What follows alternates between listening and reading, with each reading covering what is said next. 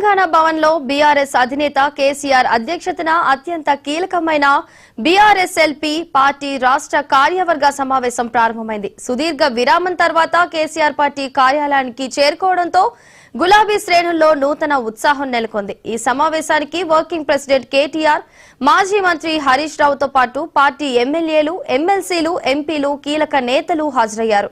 ప్రధానంగా తెలంగాణ సాగునీటి హక్కుల పరిరక్షణే లక్ష్యంగా కాంగ్రెస్ ప్రభుత్వంపై పోరాటానికి కేసీఆర్ సమరశంఖం పూరించనున్నారు.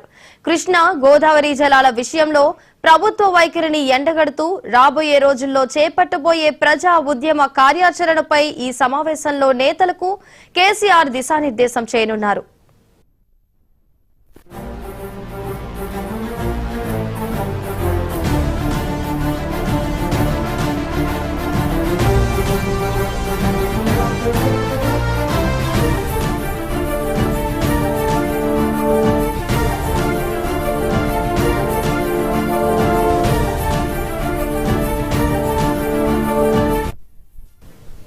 తెలంగాణ భవన్లో బీఆర్ఎస్ అధినేత కేసీఆర్ అధ్యక్షతన అత్యంత కీలకమైన బీఆర్ఎస్ఎల్పీ పార్టీ రాష్ట్ర కార్యవర్గ సమావేశం ప్రారంభమైంది.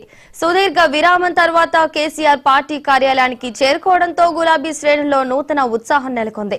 ఈ సమావేశానికి వర్కింగ్ ప్రెసిడెంట్ కేటీఆర్, మాజీ మంత్రి హరీష్ రావుతో పాటు పార్టీ ఎమ్మెల్యేలు, ఎమ్మెల్సీలు, ఎంపీలు, కీలక నేతలు హాజరయ్యారు. ప్రధానంగా తెలంగాణ సాగునీటి హక్కుల పరిరక్షణే లక్ష్యంగా కాంగ్రెస్ ప్రభుత్వంపై పోరాటానికి కేసీఆర్ సమరశంఖం పూరించనున్నారు. కృష్ణా, గోదావరి జలాల విషయంలో ప్రభుత్వ వైఖరిని ఎండగడుతూ రాబోయే రోజుల్లో చేపట్టబోయే ప్రజా ఉద్యమ కార్యాచరణపై ఈ సమావేశంలో నేతలకు కేసీఆర్ దిశానిర్దేశం చేయనున్నారు.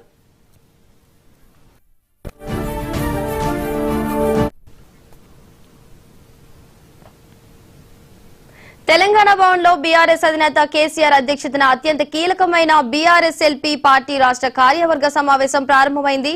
ఇక ఇదే అంశానికి సంబంధించి మరింత సమాచారాన్ని మా ప్రతినిధి రామ్ నరేష్ అందిస్తారు. రామ్ నరేష్, చెప్పండి. మళ్ళీ బీఆర్ఎస్ పార్టీకి సంబంధించిన కీలక సమావేశం మరికొద్దిసేపట్లో ప్రారంభం కాబోతుంది. ఇప్పటికే నందినగర్ నివాసం నుంచి కేసీఆర్ తెలంగాణ భవన్కి అయితే బయలుదేరారు. మరికొద్ది క్షణాల్లో ఆయన ఇక్కడికి తెలంగాణ భవన్కు చేరుకుంటారు. ఆయన భవన్కు చేరుకున్న తర్వాత ప్రధానంగా బీఆర్ఎస్ ఎల్పీ సమావేశం, అదేవిధంగా రాష్ట్ర కార్యవర్గ విశ్వస్థాయి సమావేశం రెండూ జరుగుతాయి. ఈ రెండు సమావేశాల్లో కేసీఆర్ పార్టీ నేతలందరికీ కూడా కీలక దిశానిర్దేశం చేయనున్నారు. ప్రధానంగా చూసుకుంటే తెలంగాణ రాష్ట్రానికి నీటి కేటాయింపులు, అదేవిధంగా సాగునీటి ప్రాజెక్టులలో జరుగుతున్న అన్యాయంపై పార్టీ నేతలందరికీ కూడా దిశానిర్దేశం చేయనున్నారు. అదేవిధంగా పాలమూరు రంగారెడ్డి ప్రాజెక్టుకు సంబంధించేసి ప్రధానంగా ఏదైతే 45 టీఎంసీలకు సంబంధించి రాష్ట్ర ప్రభుత్వం నీటి వాటా కేటాయింపులకు సంబంధించి ఒప్పందం చేసుకుంది. దీన్ని తీవ్రంగా నిరసించడం జరిగింది.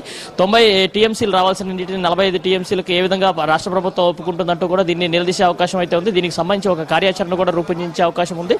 దీనికి సంబంధించి ఈ మంత్ ఎండింగ్ కానీ లేదా జనవరి ఫస్ట్ వీక్లో 2-3 భారీ బహిరంగ సభలు కూడా నిర్వహించాలని చెప్పేసి కేసీఆర్ నిర్ణయించినట్టు తెలుస్తుంది. దీనికి సంబంధించి సాయంత్రం 5 గంటలకు ఒక అఫీషియల్ ప్రెస్ మీట్ ద్వారా ఆయన వివరించే అవకాశాలు అయితే ఉన్నాయి. ప్రధానంగా చూసుకుంటే ఇటు కృష్ణా జలాల విషయంలో కానీ, అదేవిధంగా గోదావరి జలాలకు సంబంధించి రెండు నదులకు సంబంధించి నీటి కేటాయింపుల్లో భారీ ఎత్తున రాష్ట్రానికి నష్టం జరుగుతుంది. ఈ నష్టాల నివారణ కోసం అని చెప్పేసి ఉద్యమ కార్యాచరణ ప్రకటించాలని చెప్పేసి కేసీఆర్ నిర్ణయించారు. అందులో భాగంగానే ఈ రోజు పార్టీకి సంబంధించిన నేతలందరికీ కూడా ఏ విధంగా కార్యాచరణ చేపట్టాలి ఏంటి అనే దానికి సంబంధించి ఒక దిశానిర్దేశం చేస్తారు. దాని తర్వాత 4-5 రోజుల పాటు ఇక్కడే అంటే ఆయన హైదరాబాద్ లోనే ఉండే అవకాశం ఉన్నట్టుగా సమాచారం అయితే అందుతుంది. ఆ తర్వాత పార్టీ నేతలతో ఆయన సమావేశాలు నిర్వహించి ఈ నెల 27-28 కానీ లేదా జనవరి నెలలో దాదాపు 2 నుంచి 3 సమావేశాలు నిర్వహించే అవకాశాలు ఉన్నాయి. భారీ బహిరంగ సభలు నిర్వహించాలని చెప్పి ప్రధానంగా చూసుకుంటే మహబూబ్ నగర్ జిల్లాలో భారీ బహిరంగ సభలు నిర్వహించాలని చెప్పి కేసీఆర్ నిర్ణయించినట్టు జరిగింది. ఎందుకంటే పాలమూరు రంగారెడ్డి ప్రాజెక్టు ద్వారా నీటి కేటాయింపుల్లో పెద్ద ఎత్తున రాష్ట్రానికి అన్యాయం జరుగుతుంది. దానివల్ల ఇటు పాలమూరు రంగారెడ్డి జిల్లాలతో పాటు నల్గొండ జిల్లాకు కూడా తీవ్ర నష్టం జరుగుతుంది. కాబట్టి ఈ అంశాన్ని పెద్ద ఎత్తున ప్రజల్లోకి తీసుకెళ్లాలి. అదేవిధంగా రాష్ట్ర ప్రభుత్వానికి సంబంధించి ప్రభుత్వం ఏర్పడి 2 ఏళ్లు పూర్తయింది, కానీ ప్రజా సంక్షేమాన్ని పూర్తిగా గాలికి వదిలేసింది. అదేవిధంగా ఏదైతే 6 గ్యారెంటీలు, అదేవిధంగా 420 హామీలు ఇచ్చిందో ఆ హామీలు ఏవి కూడా అమలు చేయట్లేదు. ఈ అన్ని అంశాలపై కూడా కేసీఆర్ పార్టీ నేతలందరికీ కూడా దిశానిర్దేశం చేయనున్నారు.